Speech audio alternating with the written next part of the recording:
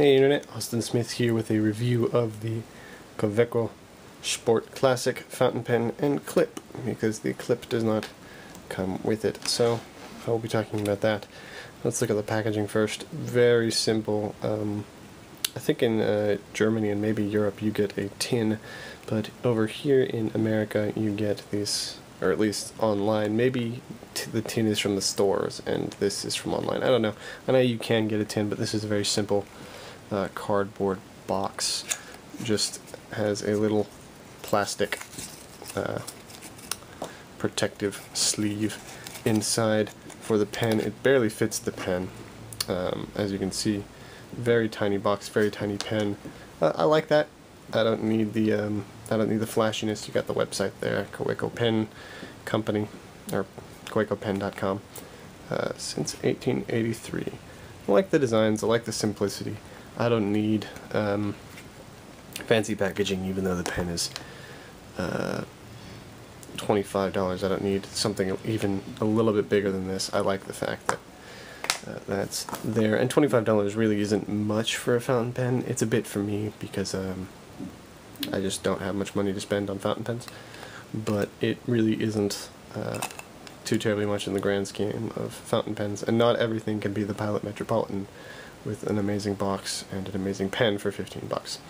Anyway, the Sport is very tiny, and it occurs to me I don't have another pen right here to compare it to, but it is super tiny. It fits almost in the palm of your hand, and as you can see, it doesn't look like it would be good to write with, especially once you unscrew the top. And my hands are a bit small. Well, my hands are probably medium size, and it doesn't seem particularly uncomfortable, but it's not particularly comfortable. But then you can post it, and it is a bit longer and a bit more back heavy, so that you can get a better balance out of it, and that is quite nice. So it is usable, is what I'm trying to say. But it is also very small, so let's take a look at the top. Let's see if I can get that in focus. It says Kaweco. Let's see, focus. There we go. Kaweco, right there, in 3 parts. I wonder if that means something. I wonder if Co is like a company, and so it's something company. I don't know, like Nabisco, which is National Biscuit Company. Except this would be in German. You get the clip here, which says since 1883 on it, and it's far too shiny to actually matter. The clip is just friction fit. It is wrapped around these hexagonal facets. It's hexagonal, right? Nope, it's octagonal. Wrapped around these octagonal facets, you get the one thing, the one slit here, so that you can still read the Kaweco Sport right there. And again, this is very shiny, but there we go, Kaweco Sport. I do like the facets. I like the angular octagonal design of this. I'm not the biggest fan of just a standard round pen, and this looks nice to me. I like it a lot, because you can see it kind of tapers down on either end here, a little bit more toward the top than to the bottom, and after that you just get the little stump of the rest of the pen. This doesn't do anything, and this, I believe, just grips the inside of the cap when you post it. You unscrew it and you get not much else. The barrel does taper, but it's really hard to tell. There's a little step down here, and then over here there's a step down and some threads. Ooh, the threads are not very sharp. The step down isn't severe. It's pretty easy to hold. You get a kind of hourglass shaped section right there. That's easy to hold. I wouldn't say comfortable. Like it doesn't add any comfort value, but it's not uncomfortable to hold for sure. If your hands are a bit big, or you like holding bigger pens, this is not for you. I definitely like slim, small pens, even though they sometimes make my hand cramp. I definitely like that. And so it works for me. You get a little bit of scroll work on the nib. It says Kaweco again, same logo that was on the top finial, and you get M right there, because this particular pen is a medium. I believe it comes in pretty much everything eventually. You sometimes you can get calligraphy sets that have broad italics, medium italics, fine italics. You get broad, medium, fine, extra fine, I think, regularly, and at one point they had a double broad. I don't know if that's still around. You can also get these in non-fountain pen versions with mechanical pencils and ballpoints. I don't believe those have the cap, though, so they're a bit smaller. You have a cartridge here, and I've used this a lot, and it just doesn't put down much ink. It's a bit of a dry writing pen, but this cartridge did come with it. It fits standard international cartridges. I don't know if it fits a Monteverde mini converter. I haven't tried it. You can look that up online. Wouldn't be a problem, but it does fit the Kaweco squeeze type converter. If you want to try that. That's not the best converter in the world, so you might just want to go with refilling cartridges with this one.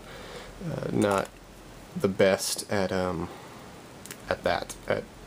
ink options, really, converting, but it is portable, so you sacrifice your ink options and your ink convenience for portability. Alright, now let's try some writing real quick. I'll probably post it. And this is the, if it ever focuses. I want it to focus before I start writing.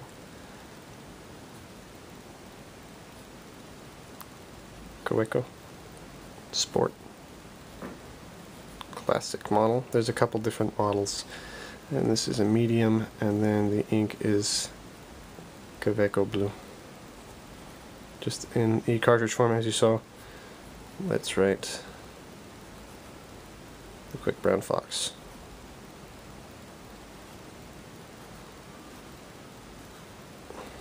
I wonder who figured out that the Quick Brown Fox jumps over the lazy dog. Let's see if I can do the Z right. I did.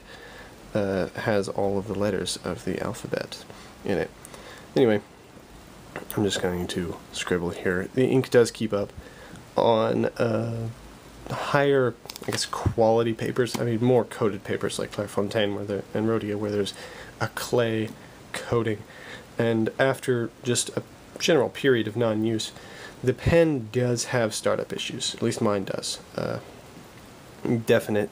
It goes over the paper really smooth, but there's just no ink comes out after a while. So you gotta kind of press down a little bit harder, and it starts right up. So no flow issues. It just has a bit of a startup problem, I guess, from the paper, and a little bit of the combination of the ink being a little bit dry in this, and the paper just not wanting to accept ink, unlike this paper, which just starts up right away.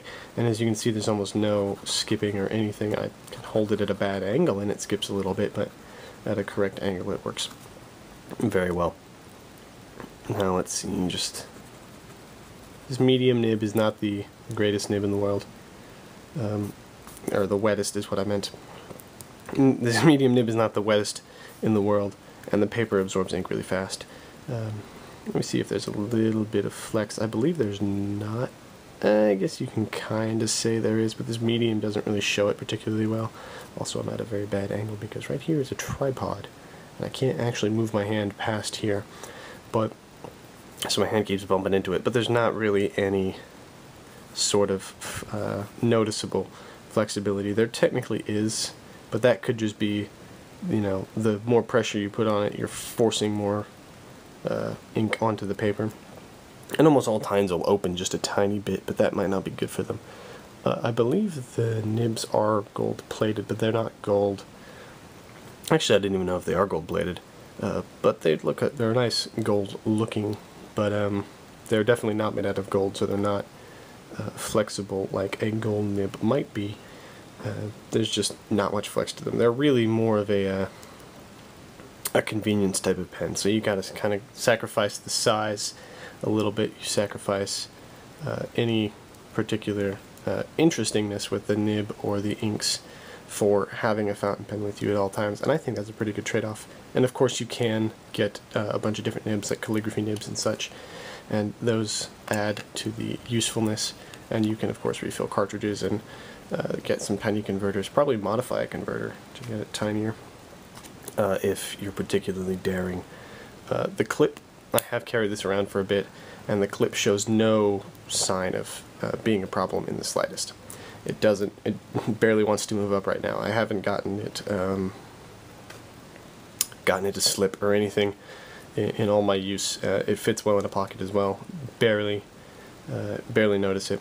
It is a bit fat, so people might think you're a bit weird for carrying it around in a shirt pocket or something, but you can clip it onto anything else and it's fine. I did get it from the Goulet Pen Company, and they had the clip all the way down here, which I think is a bit too extreme. But that's just me, and it is a very good pen. The clip works very well, the nib works very well. It's very smooth, right out of the box. Very compact, nice on-the-go pen. And if you're looking for a pen to stick in a purse or a pocket or something like that, I would definitely recommend the Kaweco Sport. Bye.